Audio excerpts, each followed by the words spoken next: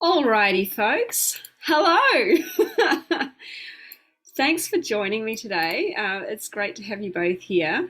Um, you both know who I am, but for anybody else who might be watching on replay, my name is Karen. I am a plant-based nutrition health coach, life coach, weight loss coach. Essentially, I help people lose weight, improve their physical and their mental health, all via a plant-based diet.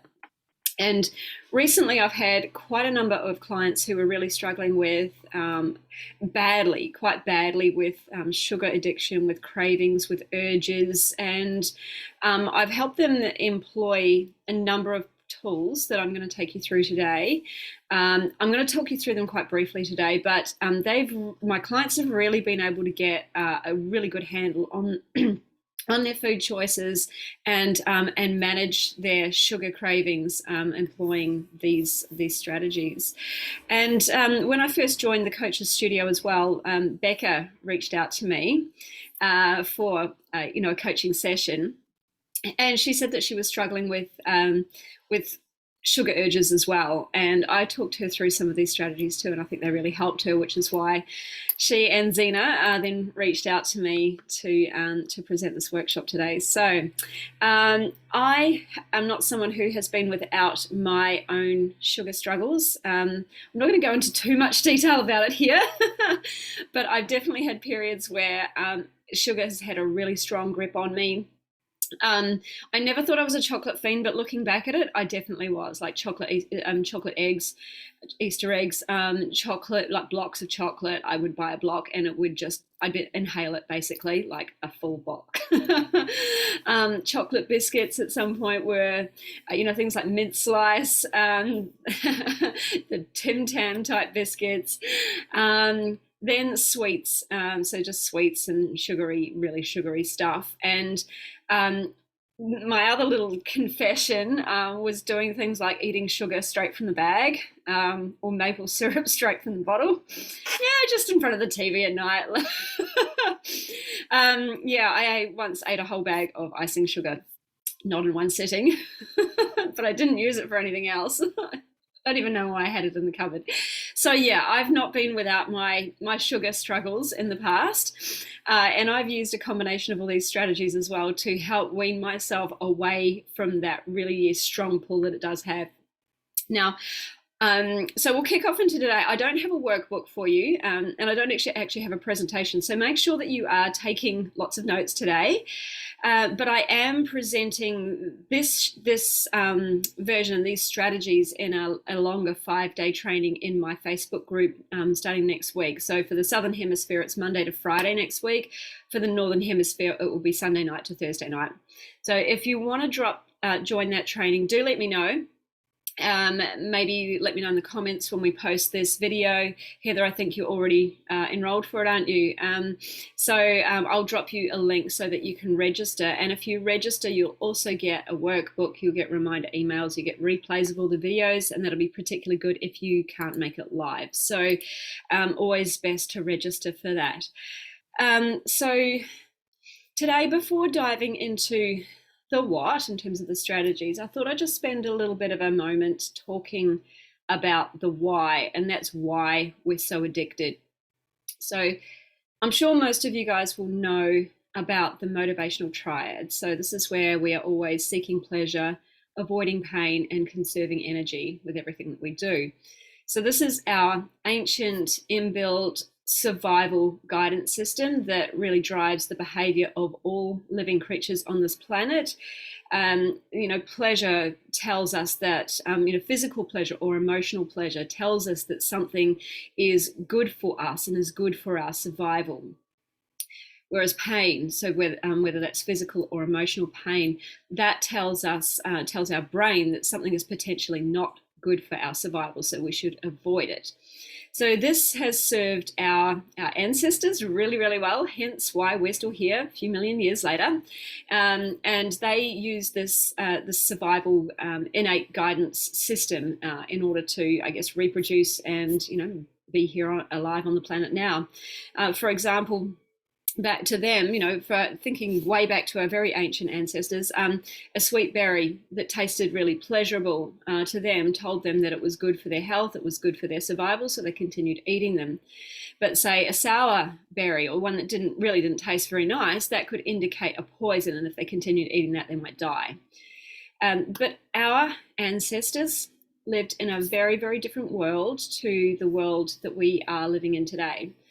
Today, we're exposed to so many different artificial stimulants in our food and in our environment that, even our grandparents weren't really exposed to when they were growing up as well. So we are essentially running around with this very ancient brain, this very ancient guidance and survival system in this very modern and artificial world that has really only changed, in the last few decades. I mean, since World War II, we have seen an explosion of highly processed and convenience foods. And also since World War II, along with that, we've seen an explosion in chronic disease.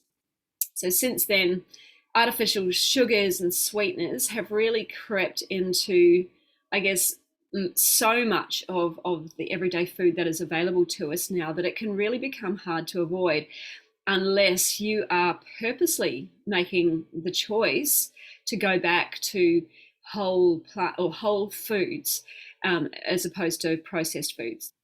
So what we see happening now is that natural whole foods like fruits and vegetables, they're not giving us that same level of pleasure, of dopamine hit that where our ancestors found pleasurable. That's not giving it to us because our pleasure centers in our brain have been hijacked by all this artificial, processed, and highly sweetened food everywhere in our environment. That's what we're preferring. Our brain's getting high on it, basically. It's giving it a massive dose of dopamine. And of course, the brain thinks that, if something gives us a little hit of dopamine, and that means it's good for us, then a massive whack of dopamine must mean, oh my God, it's the best thing ever. All right. So it wants more and it wants more and it wants more.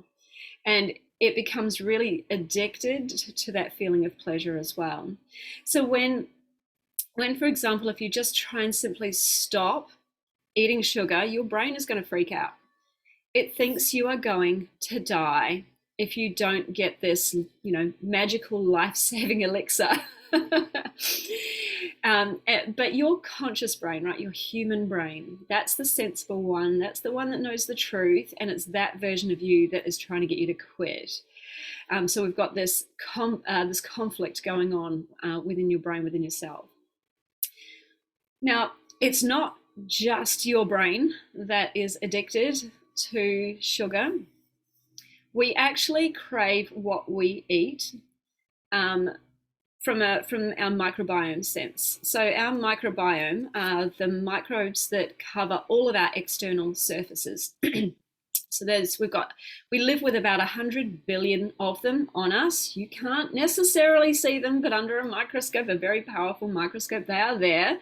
They're all over your skin, and they're all over the digestive tract that runs from your mouth right down through the other end. That tract is actually external to our body, right? It's not part of our body. It's a tube that runs all the way through our body.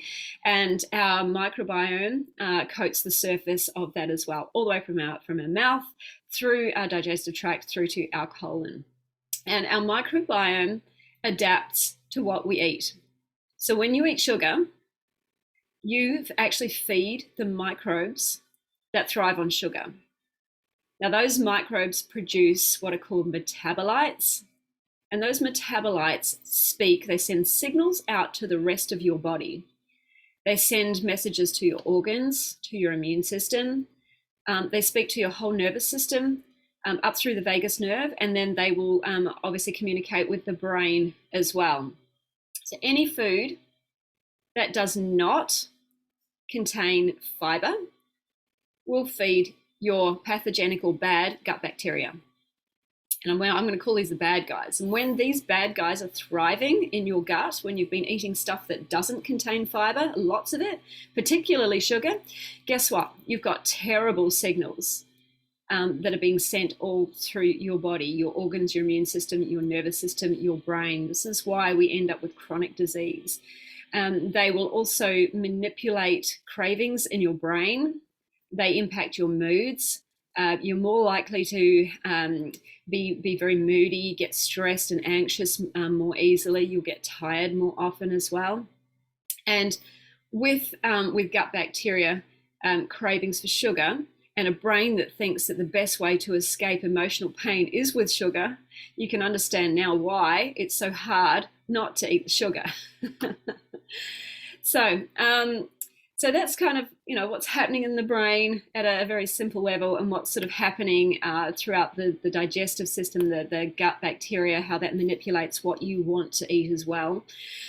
But two other very simple reasons that you may be experiencing some sugar cravings. If this is not an ongoing everyday thing for you, but you experience it every now and then, it could be because you are either tired, so you're not getting enough sleep, not getting enough rest, or you're just overdoing it, burning the candle at both ends, or you could be dehydrated. So everyone take a glass of water, sip of water.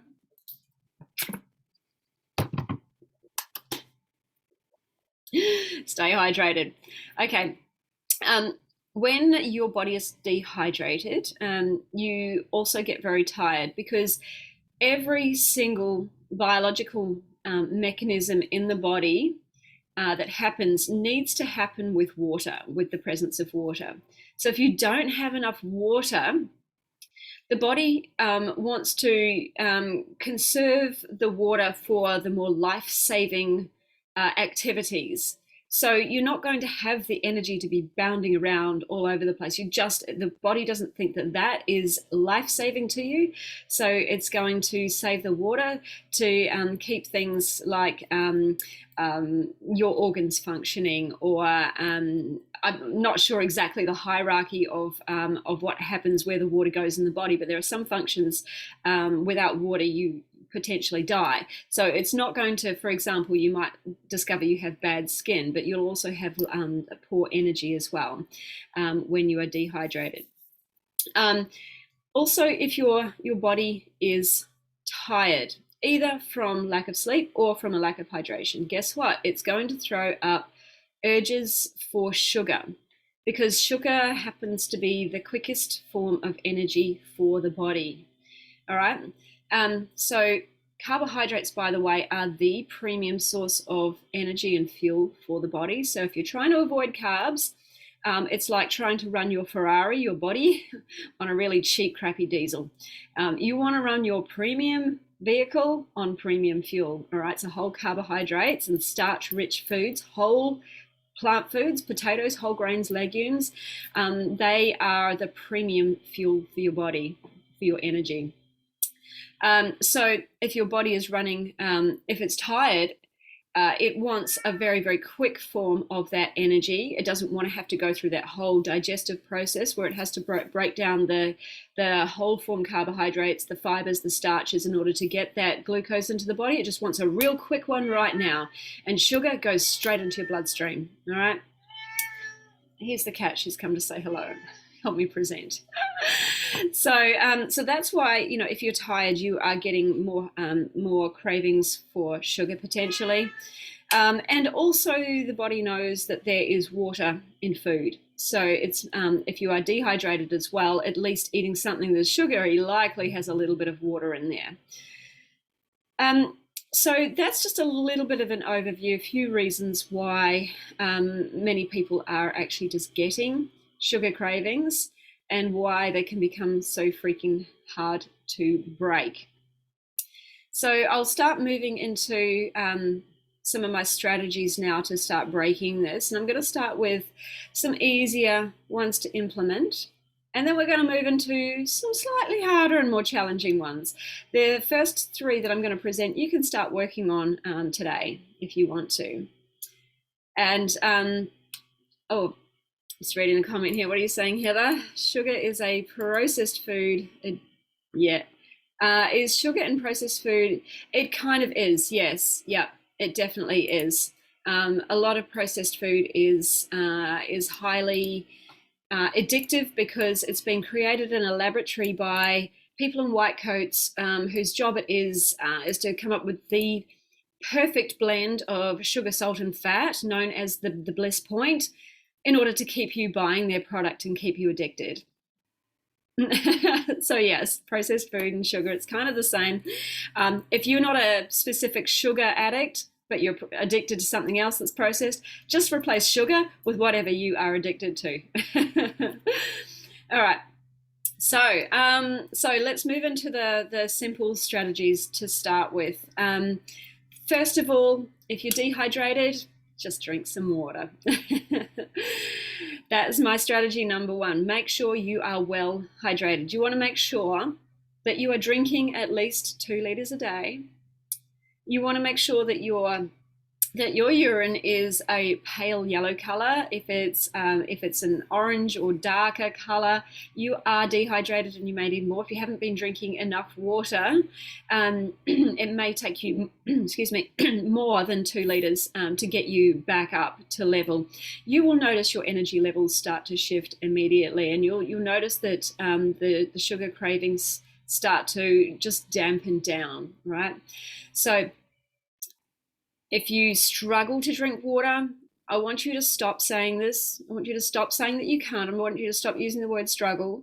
And I want you to ask yourself more powerful questions instead. Ask yourself how you can make this a possibility every single day. Ask yourself what you need to do to keep yourself accountable.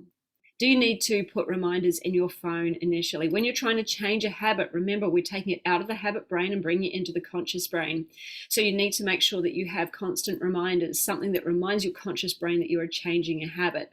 Ask yourself how you can make this a possibility. If you don't like the taste of water, ask yourself how you can make it drinkable. Can you add something to it, some sort of natural flavoring, like a natural lemon juice or lime juice, or add some strawberries or raspberries or something natural that gives it a little bit of flavoring and makes it doable for you. So start with where you are at. If you're not drinking 2 liters, start with where you are at and add 1 more cup every day until you get to at least 2 liters. Right? That's just a very easy way to work your way up to it. And I'm getting dry just talking to you. So yes, you're going to pee more initially. Let's not make that a problem.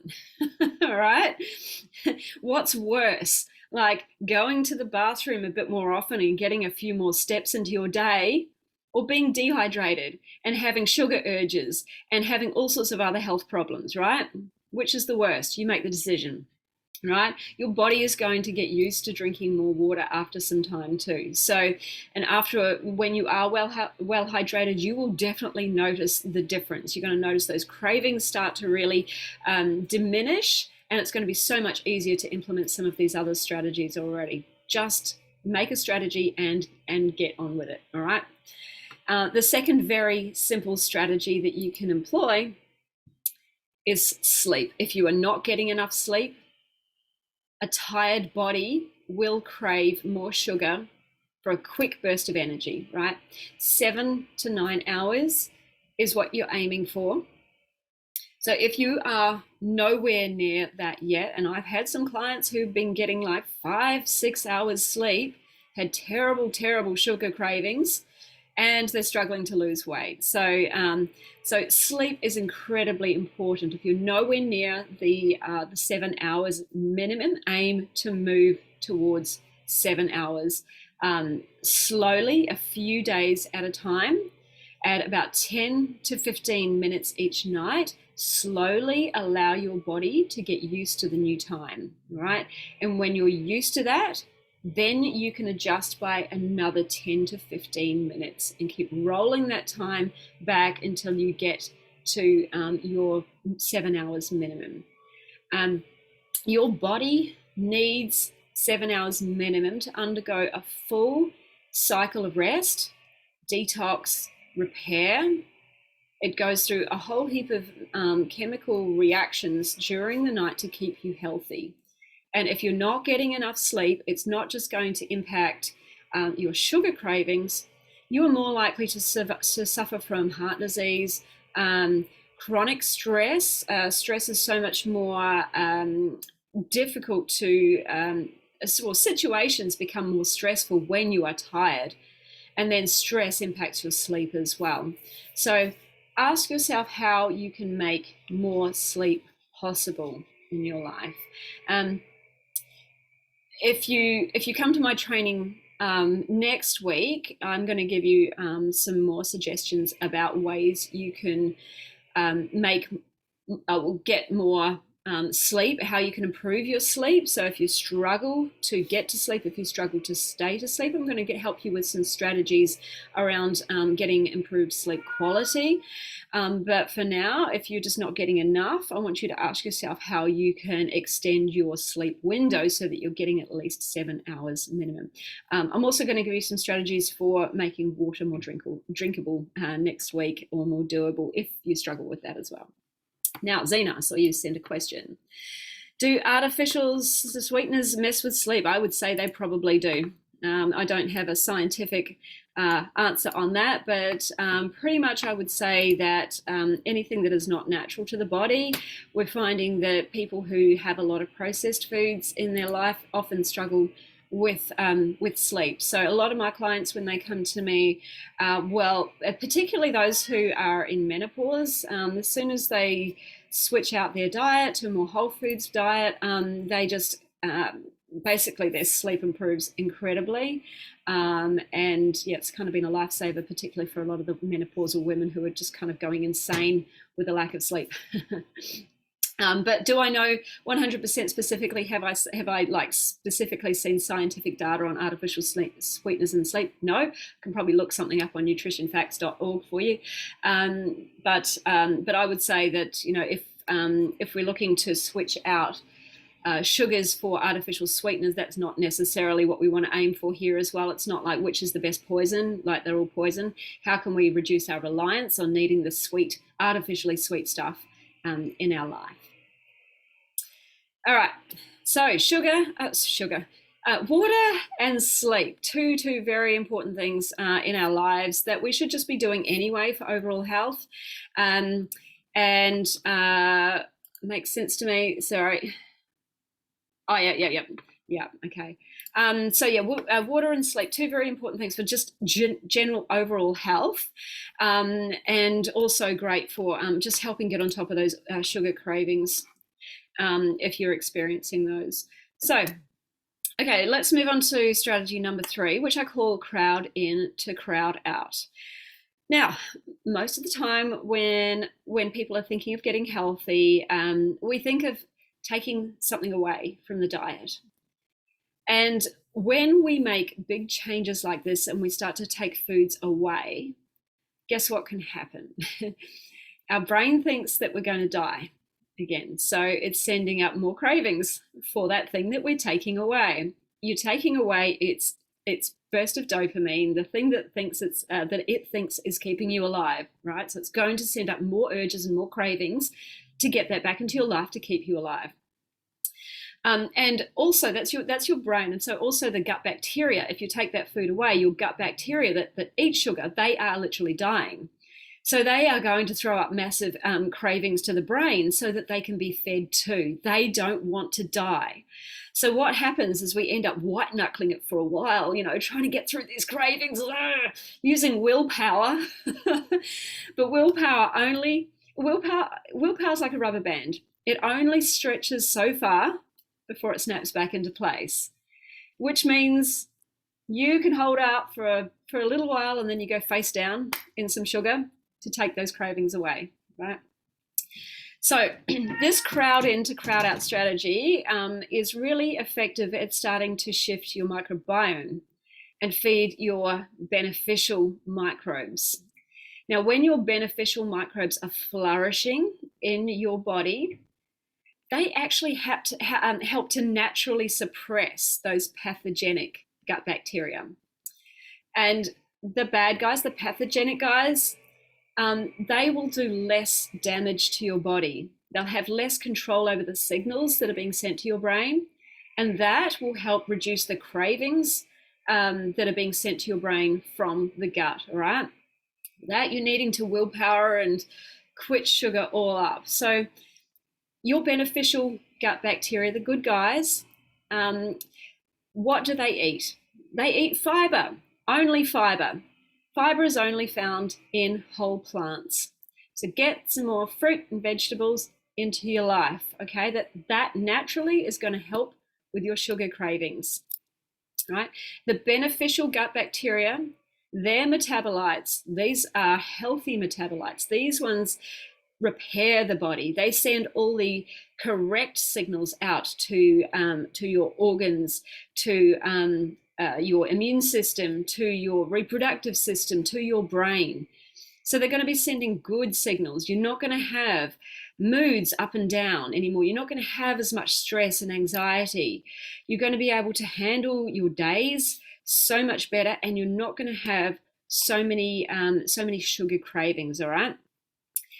But I want to remind you that you don't have to give up the sugar. We want to crowd in the good stuff, and then you'll find that naturally you just start to desire the sugar less.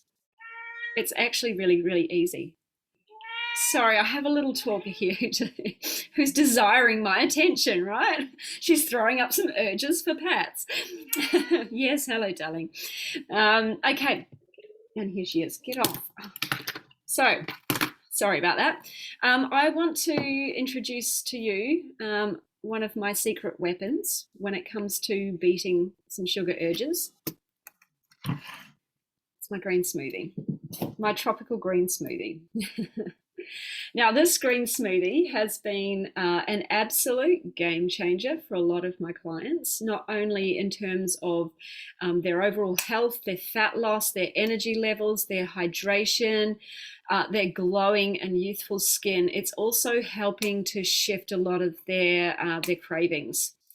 If you want the recipe, actually, I'll drop a recipe. No, what I'll do is I'll drop a recipe. Yeah, I think you guys both have it, but I'll drop it into the Facebook group when we put this video in, if anybody wants this. But just very simply, I make it a NutriBullet. 75% of the NutriBullet I stuff down with dark green leafy vegetables. I mainly use spinach because it's mild in taste. Pack it in very, very tightly. You want lots of green. The dark greens are the powerhouse of plant-based nutrition, by the way, packed with amazing range and depth of vitamins, minerals, phytonutrients, all the things. They're high in water content, they're high in protein.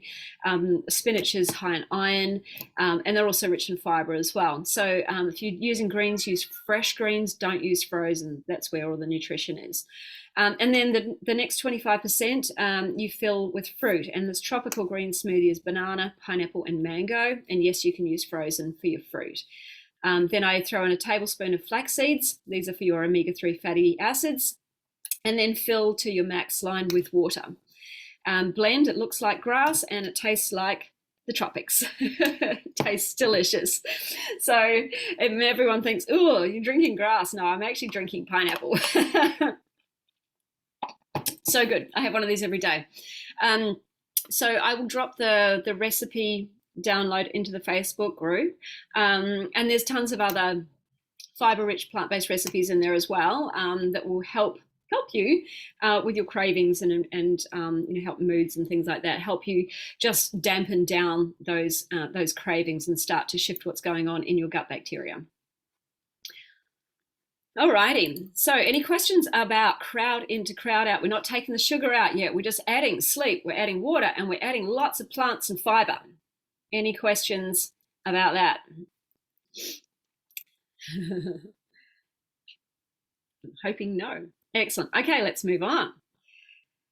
Next, we're starting to get into some, some more thought-requiring strategies here.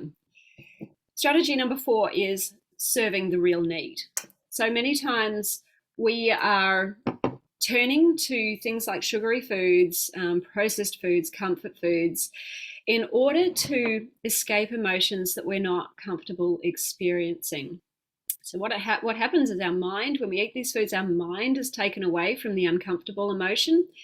or experience just for a moment while we're eating that food, it delivers us a shot of pleasurable dopamine. So we're escaping pain, we're seeking pleasure. It makes us feel happy. All right. And eating sugar is a very, very easy, fast way to do it. Now, a lot of these uncomfortable emotions, these can be stress, anxiety, pain, anger, frustration, but also boredom, right? I find a lot of people eating sugar because they're bored. Sometimes we just need a break from what we're doing. Think of that, 3 p.m. jelly beans, 3 p.m. chocolate bar, bag of sweets, whatever it is you're reaching for at 3 p.m. Your brain might be tired. It just needs a break. Sometimes we're also just eating for pleasure, not just for the taste, not just because it tastes pleasurable, but for a wider pleasurable experience, like bonding with people, bonding with our friends and our loved ones, or things like celebrations. Or sometimes we just want to be a bit naughty, right? We want to have some fun. We want to break the rules. We live in this world now where, as adults, we're so driven by rules and what we should and shouldn't be doing, right? And sometimes we just want to go back to acting like a kid and having some fun, right? Some examples of where we might be using food or sugary food in more of a way to experience pleasure without necessarily avoiding pain might be things like, sharing ice cream on a hot day with loved ones. Birthdays, birthday cakes, right? Who doesn't want to get involved in having birthday cake when it's someone's birthday? Celebrations of all sorts. Think of Halloween. Everyone wants chocolate or candy at Halloween, or Christmas, right? We got Christmas coming up. This is exactly why I'm doing this at Christmas time now. Everyone wants to get it, wants to have the dessert, wants to have their sweets. There's gifts being given to everyone. Another reason people eat it is because it's been given to them and they don't want to disappoint people. I have clients who struggle when their workmates bring things like donuts or cakes into the office. They sit back and they're like, oh, everybody else gets to have fun and experience that. Why can't I? So we get into the habit or the routine of using food in a way that delivers pleasure to our otherwise stressful or boring lives. And there's a saying that goes, if hunger isn't the problem, then food, including sugary food, isn't the solution, right? So it takes paying attention to why you're eating these sugary foods. I want you to listen beyond the, I just want it. It tastes so good. Why do you want it? Why do you have this pattern? Ask yourself what is really your need in that moment. I want you to ask your brain some powerful questions. And when you ask a powerful question, it's going to go away and find a good answer for you. Listen to your gut, your intuition, because it knows exactly what you need. But you might have just forgotten how to listen. You're in this sugar haze, right? You've probably been beating yourself up over the fact that you're eating sugar, that you haven't stopped to actually clarify as to why and what's really going on for you. Usually with my clients, it is something like feeling stressed, hormonal issues, hormonal emotions going on. A lot of the time it is literally needing a break from what they're doing. They find have this pattern where they go, if they work from home, they're going into the kitchen.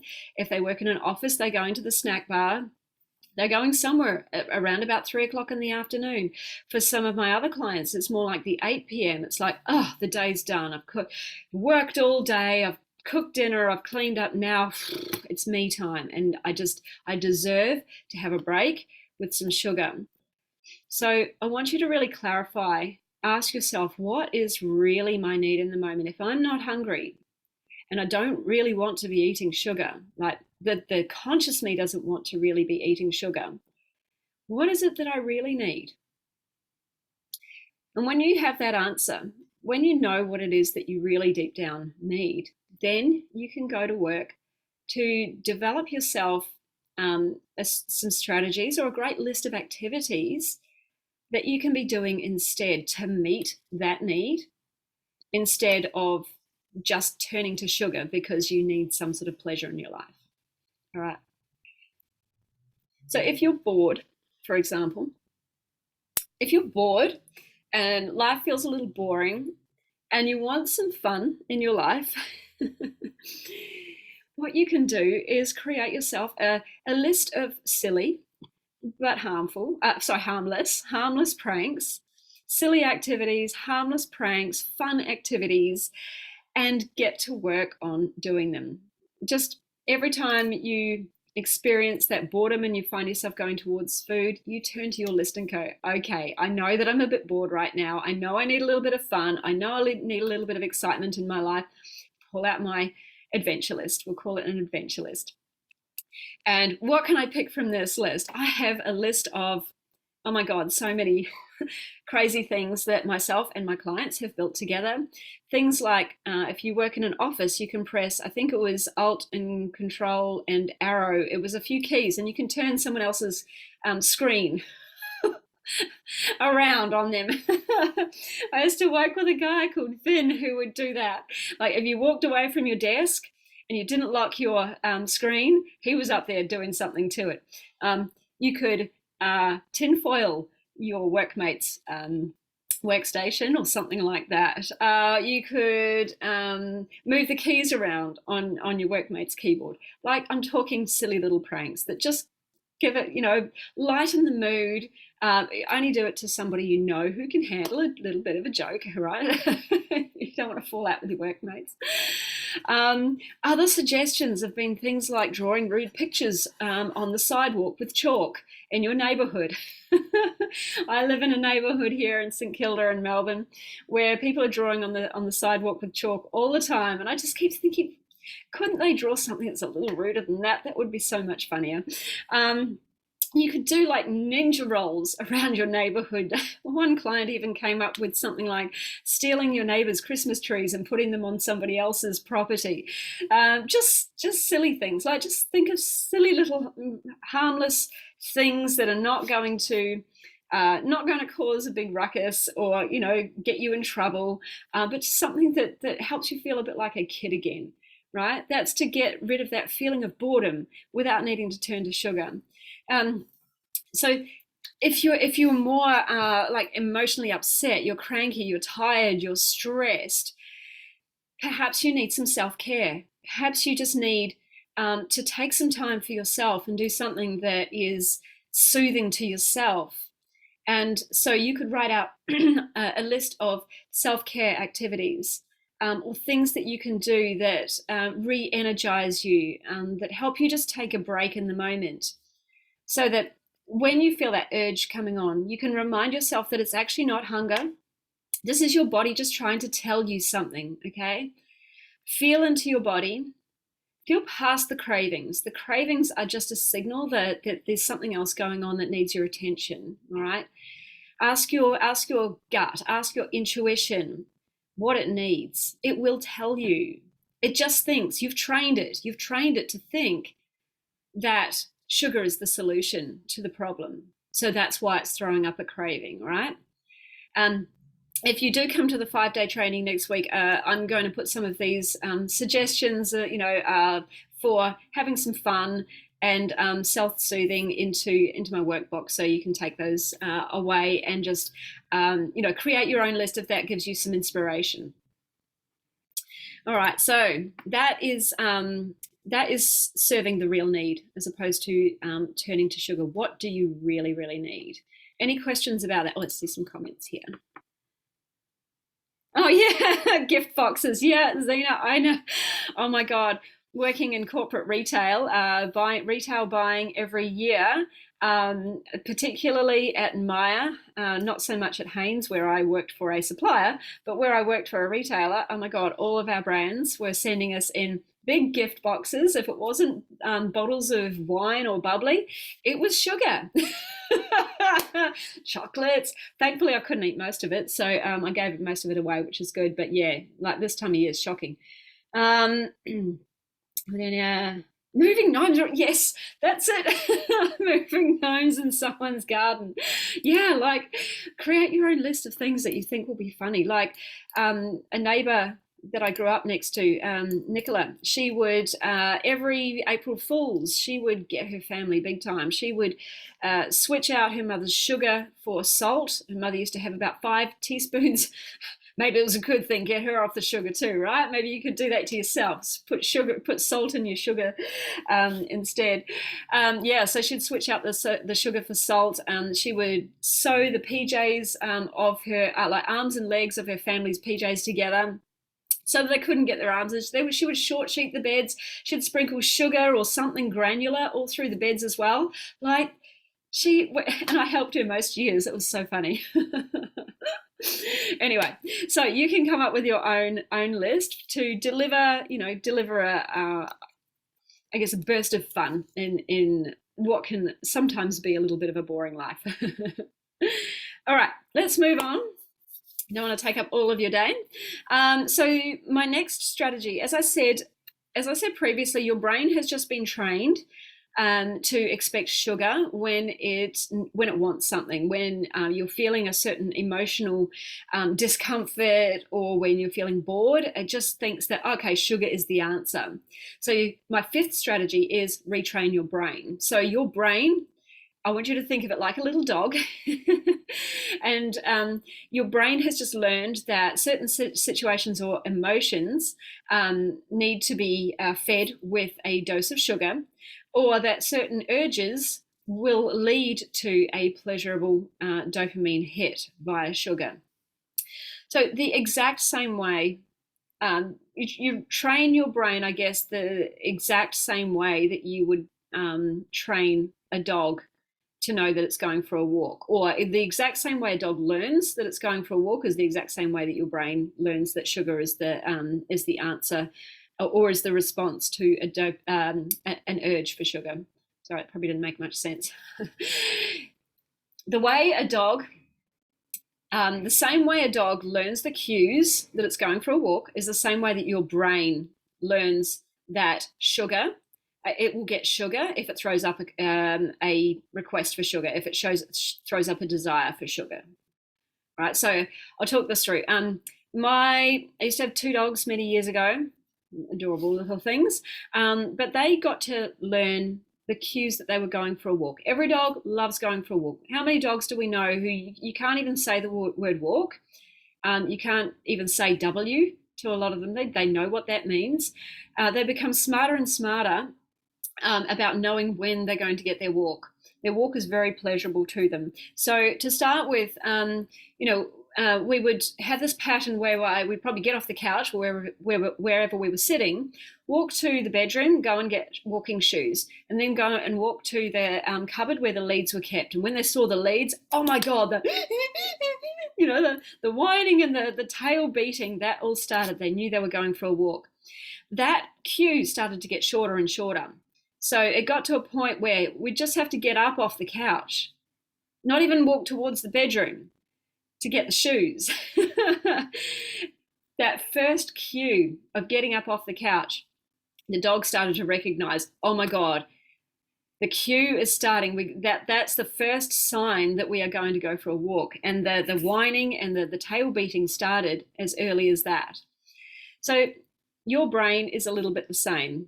Just as a dog will get ridiculously excited about the prospects of a walk, your brain is going to get really, really excited about the prospect of its upcoming dopamine hit, its pleasurable dopamine hit. So it might be, your situations might be things like walking into your local favorite cafe, or going to an event where you know there are going to be lots of sweets, going to a party, hearing the Mr. Whippy tune. Heather, I don't know if you guys have Mr. Whippy over in the States, but he's an ice cream truck. I'm pretty sure they have it here in Australia, but we definitely had it in New Zealand. Mr. Whippy, he's like a soft serve ice cream dude. And he goes around all the neighborhoods and he plays a tune. And as soon as the kids hear him, oh my God, it's so much excitement. Mr. Whippy's here, can we have an ice cream? So that's the brain going, oh my God, cue, send up a desire, I want sugar. Other ways that the brain can receive these these desire, or creates a desire for the sugar is through emotion. So being cranky, being upset, being stressed, anxious, bored, or tired, the emotions that we just talked about. So the brain will receive that cue and it throws up a desire, which is the urge for that pleasurable reward. And of course, the reward is the dopamine. The reward is the sugar which delivers the dopamine. So every time you meet the desire, the urge, with the reward, sugar, you are strengthening that whole habit loop, right? This then becomes your brain's standard way of dealing with that solution or that emotion. You have trained your brain to desire sugar. But what we don't want to do is go on the whole beat up, the personal beat up here for having created the problem, right? No. We're going to see it as an opportunity to retrain the brain. If we can train it one way, we can train it another way. So just like a dog, you train your brain that the desire for sugar is not met with the reward. So just like my old dogs, we retrained them to not get excited about going for their walkies by going through that whole process of getting the shoes, getting the leads, and then sitting back down on the couch and not going for a walk. Right? So the dogs got all excited at first. They were very confused as to why we weren't going for a walk, and they were probably a bit mad with us as well. But they soon learned that that particular pattern of getting the shoes, getting the leads, didn't end up in us going for a walk. So they stopped getting all excited about that pattern. And what we did instead is we changed the cues. We changed how we were, preparing to go for walkies instead, so that they didn't start to, so it was more of a surprise for them, so they didn't know the cues. But just like you can retrain a dog to see a pattern and not have a reward, they see the pattern and then they go, oh, that pattern doesn't mean I'm going to get a reward. You can train your brain to expect the same thing. So essentially this means you want to feel that urge, you want to feel that sugar urge, but you want to not give into it. You just feel it. That urge is not going to hurt you, right? It's not going to kill you. It's not going to do anything to you. It's just going to be there. I want you to think of that urge a little bit like, say a 2-year-old throwing a tantrum. A 2-year-old's throwing a tantrum. They just want something. Say they want an ice cream for breakfast. I know some people probably do have ice cream for breakfast. They're probably not a good example, but generally most people don't have ice cream for breakfast, right? For 2-year-old's throwing a tantrum, wants ice cream for breakfast. If you give into it, and give it like you just want to shut it up, like you just want some peace and quiet. All right, see you, Zena. No worries. If you just want to give, if you want to give into that tantrum throwing 2-year-old, you just want to quiet it down, because you just want that tantrum over and done with, and you give it ice cream for breakfast. Guess what? That 2-year-old is going to then expect every time it throws a tantrum, it's going to get met with that ice cream. It's going to have its tantrum rewarded with ice cream. And it's also going to get to know, if I throw a tantrum, if I want ice cream for breakfast and I throw a tantrum, I'm going to get it. So you are now training your 2-year-old to throw a tantrum for ice cream for breakfast. So just like you don't really want to start that, but the way to deal with that is just to say to your 2-year-old, it's okay, you can want ice cream for breakfast, but you're not going to have it. It's not healthy for us, all right? So you, the conscious you, the conscious you want to have a conversation with the primal you that's throwing up the tantrum and wanting the sugar. You just have a conversation with your primal you and say, hey, I know you want that sugar, but you know what? I'm in charge today and we're not going to have it. So you are sort of allowing the tantrum to happen. You don't want to fight the tantrum either, because fighting the tantrum is going to make it stronger. So you just want to allow your ancient brain to throw a tantrum, and you're just going to let it fizzle out. All right. Now, what I want you to do, if with this strategy, I want you to make yourself a 24-hour food plan. Now you can plan what you want to eat. You plan it at the beginning of your day when your human brain, you, the conscious you, is freshly rested and is thinking about is in a good place to think about what you want for your future, what you want for your future health. It's going to plan a day for you that is going to lead you towards your goals. That brain, the conscious version of you, this is the part of you that dreams big. It sets your goals. It knows that there's a different reality for you. It wants more for you, okay? It can see your potential, but your ancient version of you, no, it wants to keep you alive here and now. So it's looking for pleasure here and now. All right, so I want you with your conscious brain to set your day's worth of eating using this conscious mind. And then, excuse me, you stick to that plan 100% through the day. You do not deviate from that plan. You made that plan with your conscious brain. Your conscious brain wants the best for you. You do not deviate. Now, if you have a sugar urge during the day, do not give into it. Just see it like that 2-year-old throwing a tantrum. This is how we start to retrain. We start to not give into it. So we start to train that part of the brain that throwing up an urge or meeting the emotion with sugar or meeting the desire with sugar doesn't get met with sugar. We want to retrain it. So if you do feel the urge for sugar, you can say it's not on my plan for today, but I can plan it for tomorrow. How's that? And that'll settle that ancient brain down. That'll settle down that urge because it no longer thinks it's not going to get any form of sugar. It no longer thinks it's going to be deprived, and it knows it will get it, and it could just calm down, just like saying to a 2-year-old, no, we're not having ice cream today, lovely, but how about we have it tomorrow? All right, and the child will say, oh, okay, all right, okay. All right, so what we don't want to do, you make the conscious decisions at the beginning of the day around what you want to eat for your goals, and you allow your conscious brain to make those decisions throughout the day. Now, that brain is going to get tired by the end of the day. That's what I mean. You must stick to that plan. This is why we make poorer decisions towards the end of the day. Our brain's tired. All right. So make sure you stick to that plan. This is why we write it down. We write it down so you don't have to think about it. All right. So you are training your habit brain, your ancient brain, the brain throwing up the urges, to not expect a reward when it throws up that desire. You can still plan in your little sugar binges or strategically plan in sugar where you want it, but you stick to your plan. You make that decision with your conscious brain, and your conscious brain knows what you want in terms of your goals. And what you're doing is you're actually starting to break that habit loop. You have a desire for something and it's not being met. When a desire for something is not being met, that habit loop breaks, it weakens, and it eventually breaks. It does take some time, does take some patience. You may fail at first, but that's okay. Just keep going, just keep going, just keep going. All right, when you employ all of these strategies at once, it can become really powerful, all right?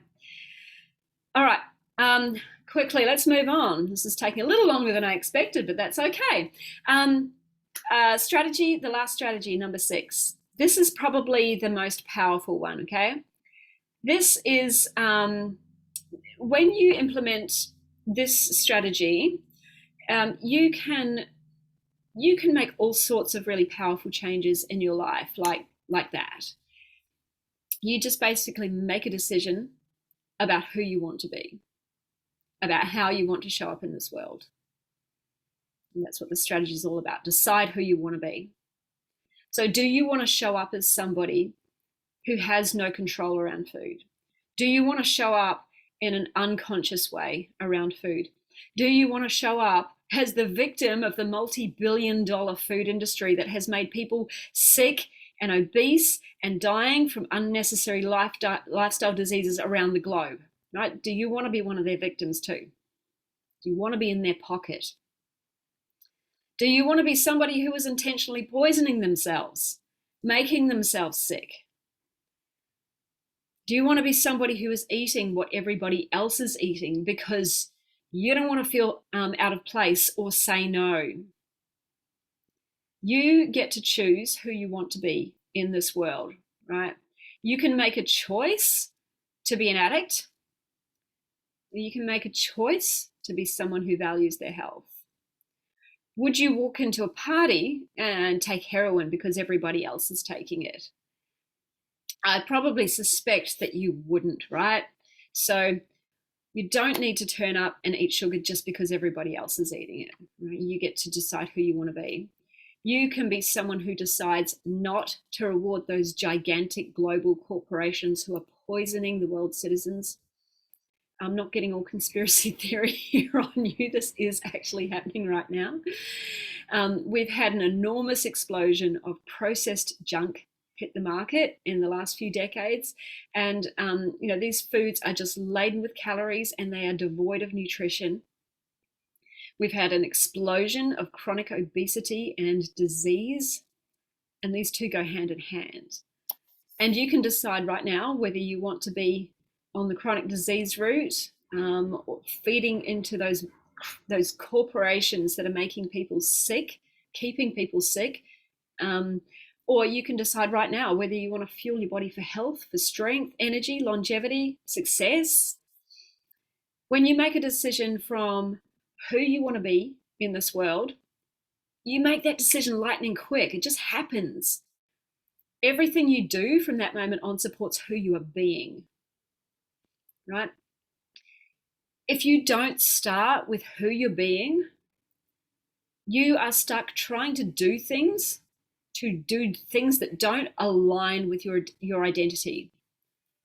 You're all coaches in this group here. So you will know that the most powerful transformation comes from beliefs and identity. So you want to shift who you're being so that you'll start doing different things. Now, this is a strategy that I personally have used to make successful changes in my life. If I think back, there's been quite a few of them. Probably didn't start, but the biggest one I can think of to start with was when I first changed career from retail buyer into fitness trainer. It's just something I fell into basically, and I felt so out of place.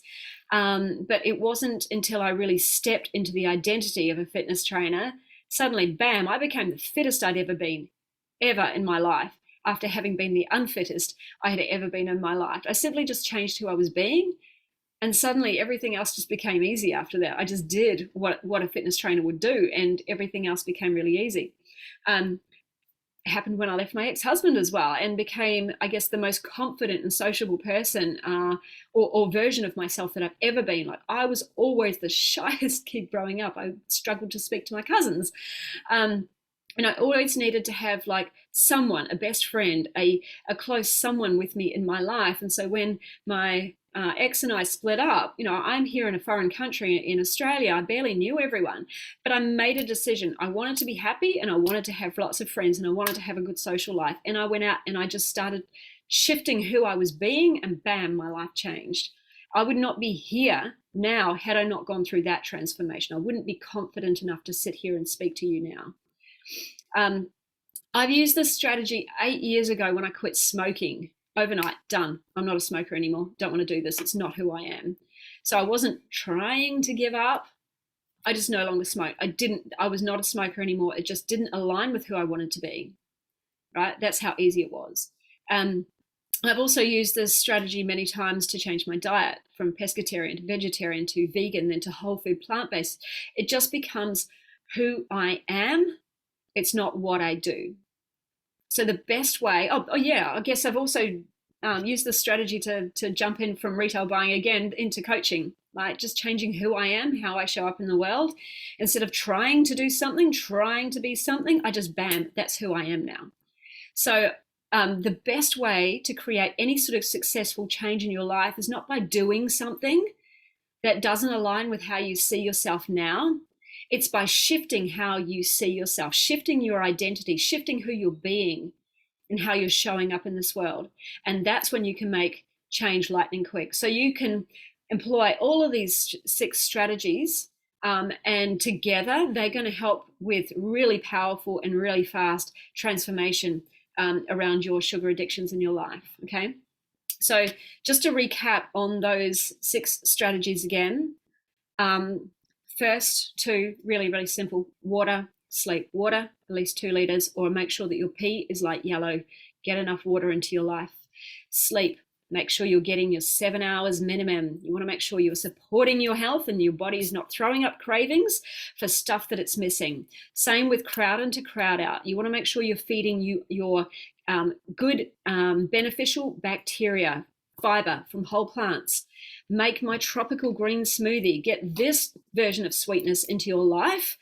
Once you've added in sleep, water, and more fiber into your life, you're really going to start to see those cravings shift. Next, 4, you want to serve the real need. So if hunger isn't the problem, then sugar is definitely not the solution. Ask yourself, ask your intuition what you really need and come up with some alternatives to meet that need. 5 is retrain your brain. Make a 24-hour food plan with your conscious brain, your conscious mind, and stick to it no matter what. If an urge comes up, treat it like a 2-year-old throwing a tantrum that you wouldn't give in to necessarily. You, the conscious you're the adult, you're the parent, and your cravings and urges, that's the 2-year-old throwing the tantrum. Just love on it, allow it to throw its tantrum, let it burn its energy out, and move on. All right. Stick to your 24-hour plan, but strategically plan in your little sugar hits if you need them, okay? But you only eat them if they're on your plan, and you don't eat them if you don't feel like it on the day. You don't eat them just because they're there, all right? We are retraining the brain there. And number 6 is identity. Decide who you want to be in this world. Shift who you're being, and everything else will fall into place at that point as well. So, as I said, ideally you want to use all of those strategies at once. Some of them are going to take a little bit longer, but some of them you can implement ASAP. Some of them you will implement and you might fall off track, and you may give in to your urges, you may make a mistake, you may get it wrong, you may fail, but just remember, we're all coaches here. We know that failing over and over and over and over is what leads to success. So keep going. You only really fail when you quit. All right, can be done, my friends. I have a client who had absolutely incredible sugar cravings who has now almost busted them just a few short weeks in. So it can happen. That's it. So if you want, I'm going to drop information to my 5-day workshop in the comments of this video, and come and join that in my Facebook group next week if you would like more information and some actual takeaway resources. And we'll be making some shifts day by day. What else? You don't have to stay in the Facebook group if you don't want to. You have to be in there for the challenge. And if you register officially, you get the workbook, you get the reminder emails, and then you get the replay videos as well if you cannot be there live. Not being there live is not an excuse to not show up. So let's be there. All right. I know we've only got Heather live online now. Any other questions, Heather? You said that I was registered. Do you know for sure that I'm registered? I think I remember registering, but I just about to check. I will check if your name has. Pretty sure I saw you on there, but because my challenge is also next week, so I don't know if I'll be able to be there live, but I definitely want to get the resources and catch the replays. Yeah. No, you are not. Would you like me to just register you now? Yeah. Yeah. Okay. No.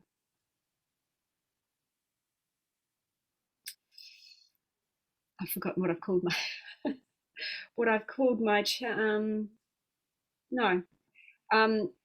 How about I drop you a link? You drop your name in there. I can't remember what I've called the tag, so I can't just tag you.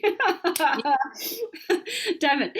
I'll send you a link through DM, and you can just pop your details in. Yes, and good luck with your challenge next week too. Yes, I have 8 sign-ups so far. I mean, oh, that's cool. That's great. That's so cool.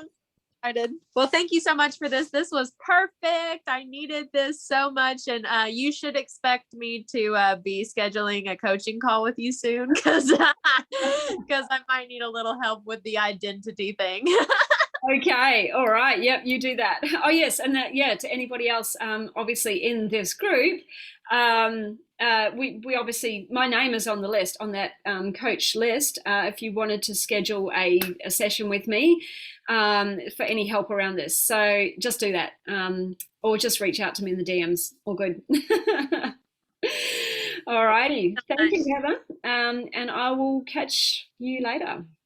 Yes. Bye. Bye.